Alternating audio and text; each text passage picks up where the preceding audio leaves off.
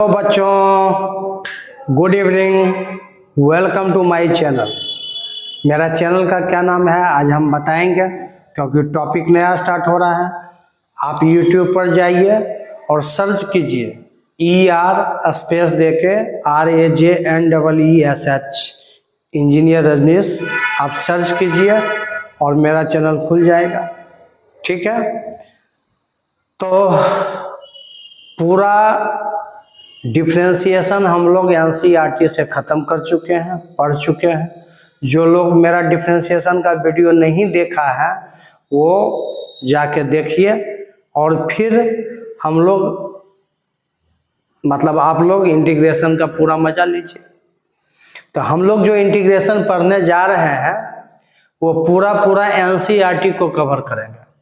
ठीक है, लेकिन आगे कुछ भी बात करने के पहले आप लोग 3 काम करेंगे।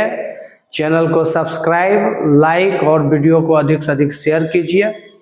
ठीक है, तो हम लोग जो आज पढ़ने जा रहे हैं इंटीग्रल कैलकुलस पढ़ने जा रहे हैं, और इंटीग्रल कैलकुलस का आज पहला लेक्चर है, फर्स्ट लेक्चर हम लोग करेंगे।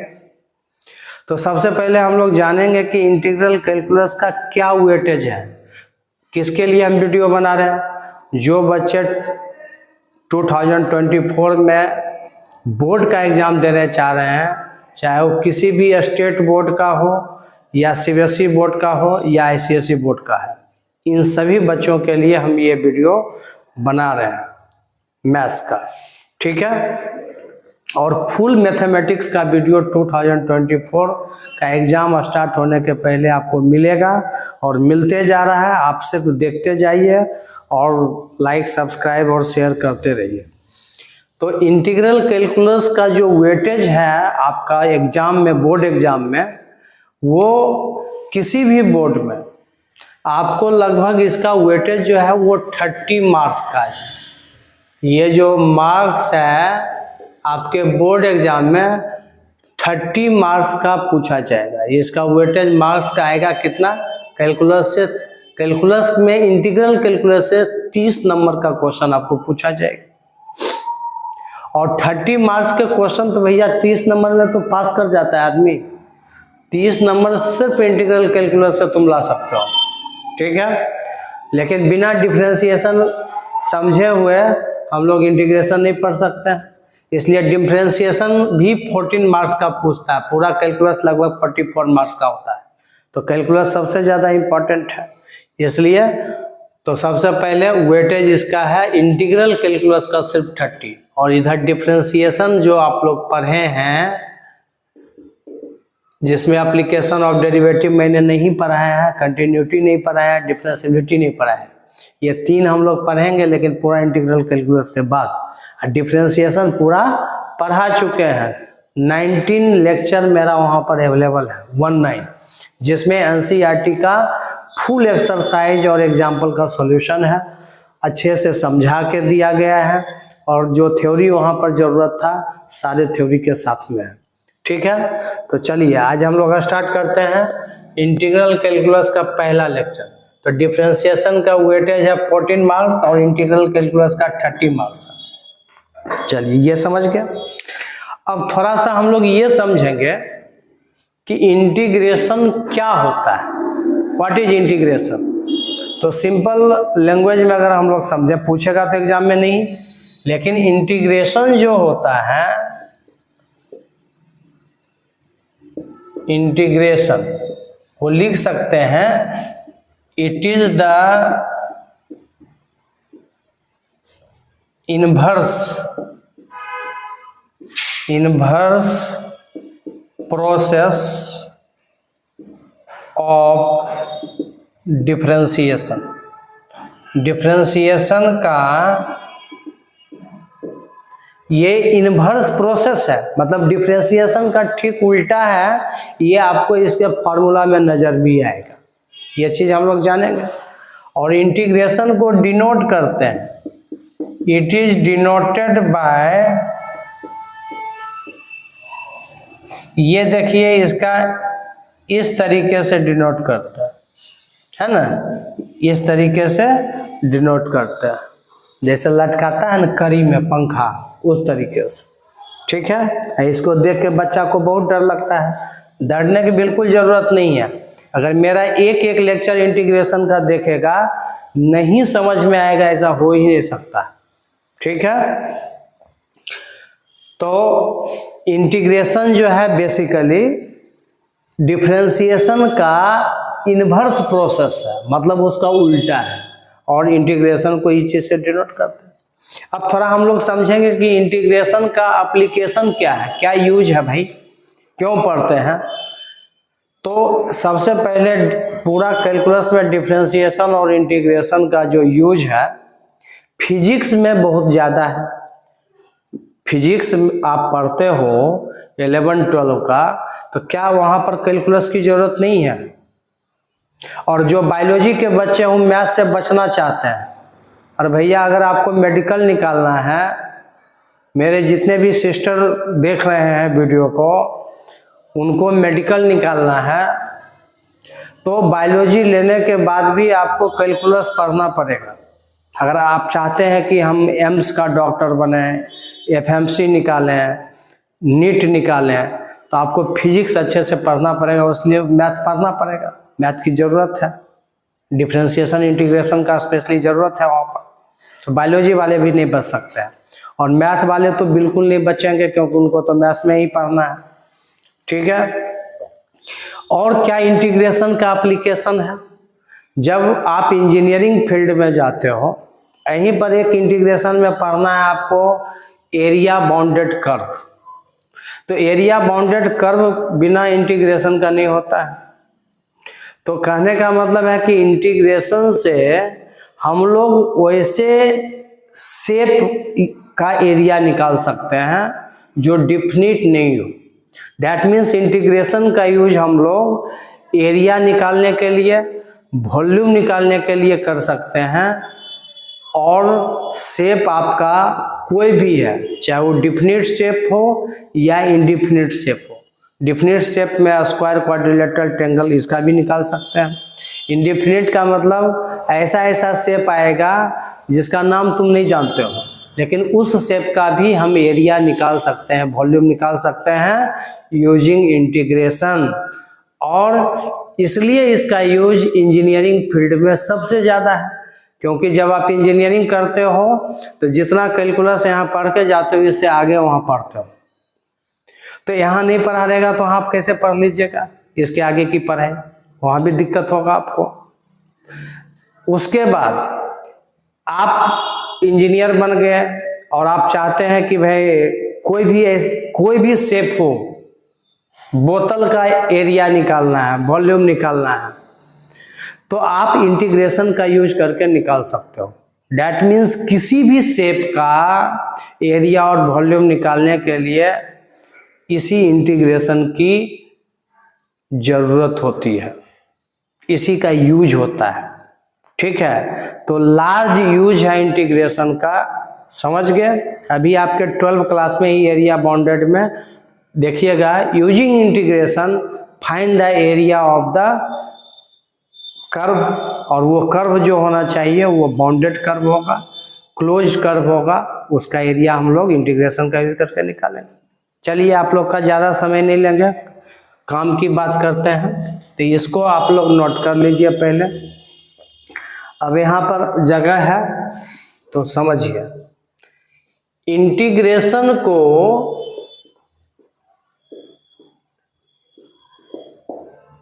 टू पार्ट्स में, यहाँ पर टाइप्स ऑफ इंटीग्रेशन जो है, एक होता है इंडिफिनिट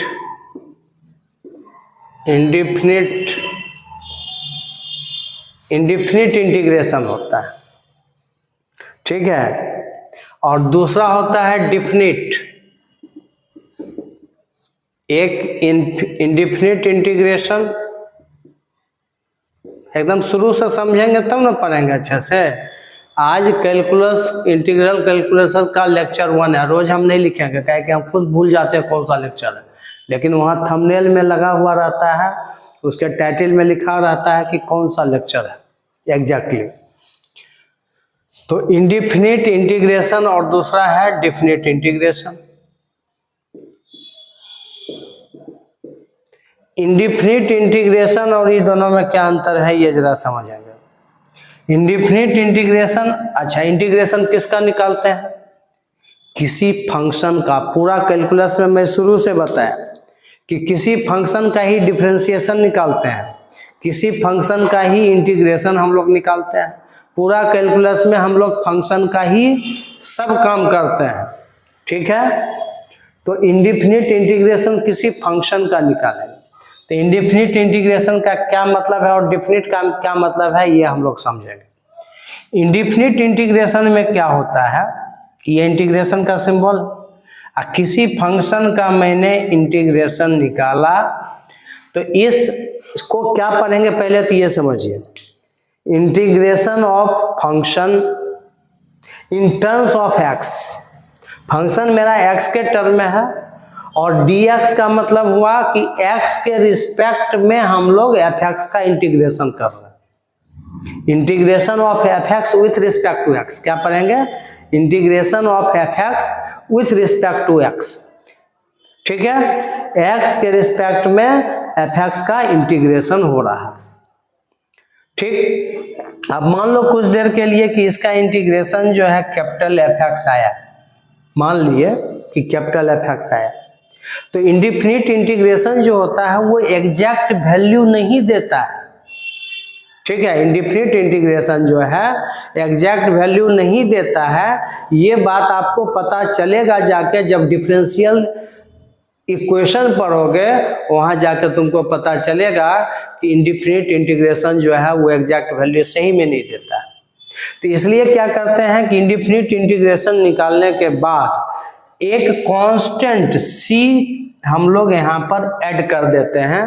ये c क्या करता है, c का जो भी वैल्यू आएगा, समझ गए, c का जो भी वैल्यू आएगा वो हम इसमें ऐड कर दिए तो माना जाता है कि ये वैल्यू जो है लगभग तुम्हारा सही आंसर दे दिया, ठीक है, तो ये इंडिफिनिट इंटीग्रेशन में कभी कभी आंसर भी आपका नहीं मिलेगा, ऐसा भी होता है। इसके अलग अलग आंसर आ सकते हैं इंडिफिनिट इंटीग्रेशन का, और उससे आपको चिंता करने की बात नहीं है। अगर आप सही बना रहे हो, आंसर नहीं भी मिला तो कोई दिक्कत नहीं है, मेथड बदलेगा आंसर बदल सकता है, इसलिए इतना नाम इसका इंडिफिनिट है, ठीक है। तो इसमें c जोड़ के, कांस्टेंट जोड़ के हम लोग उसके आंसर को मैनेज करते हैं कि हाँ अब ये अप्रॉक्स सही आंसर आया है। डिफिनिट इंटीग्रेशन में क्या होता है कि अगर कोई फंक्शन का इंटीग्रेशन निकालते हैं तो यहाँ पर लिमिटिंग वैल्यू डाला रहता है। मान लो कि यहाँ पर a है, यहाँ पर b है, जो कि यही फर्क है। यहाँ पर लिमिटिंग वैल्यू कुछ नहीं डाला हुआ है, सॉरी यहाँ कुछ नहीं डाला हुआ है, यहाँ पर लिमिटिंग वैल्यू डाला हुआ है। तो ये जो आपका है इसको लोअर लिमिट बोलते हैं। नीचे में जो लिखा रहेगा ना इसको क्या बोलेंगे बाबू? लोअर लिमिट बोलेंगे। और ऊपर जो b लिखा हुआ है इसको हम लोग अपर लिमिट बोलते हैं। क्या बोलते हैं?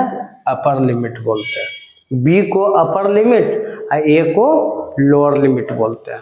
यहाँ पर कुछ नहीं था, यहाँ पर लिमिटिंग वैल्यू है ही नहीं, फ्री है पूरा, यहाँ पर फ्री नहीं है, बंधा हुआ है।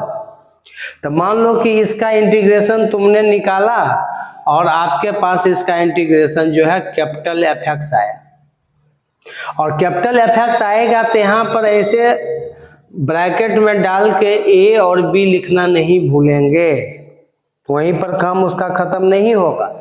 आपको लिमिटिंग वैल्यू जो है इंटीग्रेशन निकालने के बाद लिमिटिंग वैल्यू का यूज करना पड़ेगा।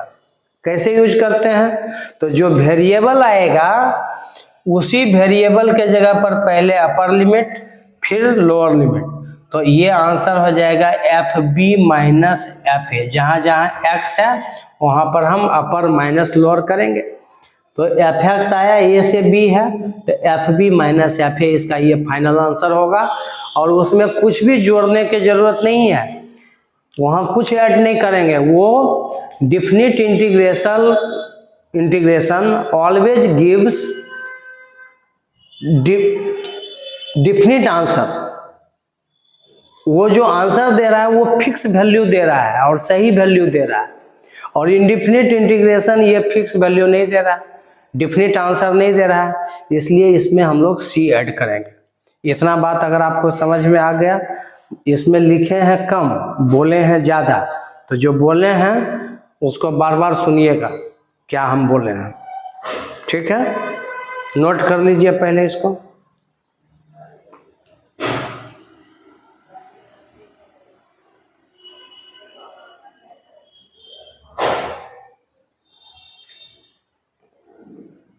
हो गया, नोट कीजिए।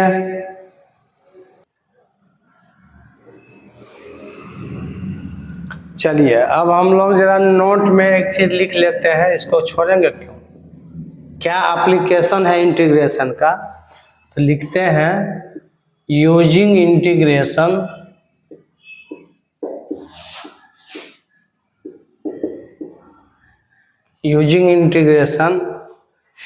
we can find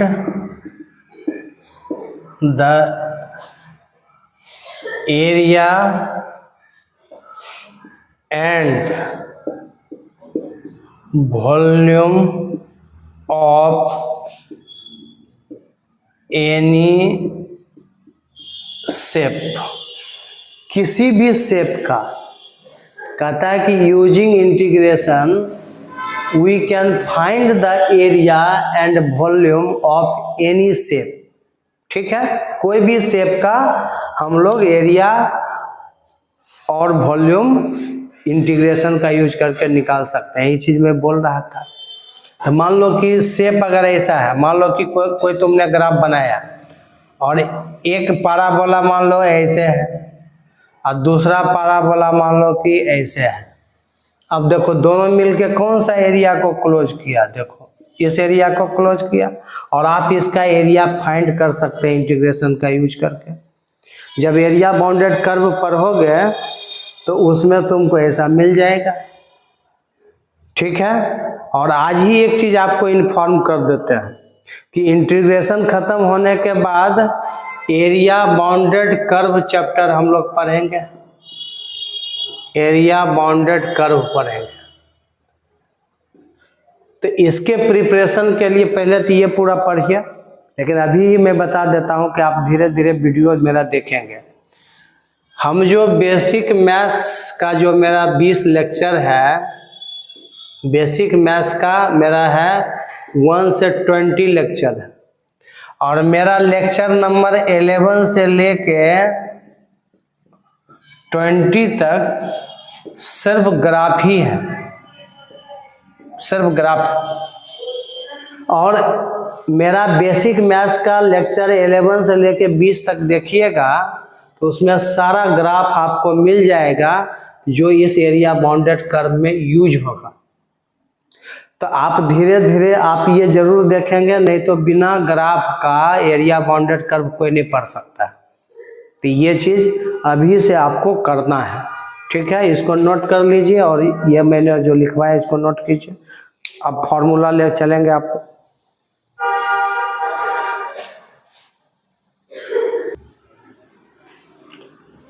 तो चलिए फर्स्ट लेक्चर में मैंने सिर्फ आपको इंटीग्रेशन के बारे में बताया, क्या इंटीग्रेशन होता है, ठीक है। और पूरा इंटीग्रेशन में और क्या पढ़ना है 2 मिनट में आप समझ जाइए। इंटीग्रेशन में इंटीग्रल कैलकुलस में क्या क्या हमको पढ़ना है। इंटीग्रेशन तो हम लोग पढ़ेंगे ही, और इंटीग्रेशन में एक हम लोग पढ़ेंगे इनडिफिनिट इंटीग्रेशन, दूसरा है डिफिनिट। उसके बाद इनडिफिनिट में जो हम लोग पढ़ेंगे इसमें मेथड ऑफ इंटीग्रेशन पढ़ेंगे, मेन रूप से मेथड ऑफ इंटीग्रेशन। ठीक है। और उसके बाद डेफिनेट इंटीग्रेशन पढ़ना है।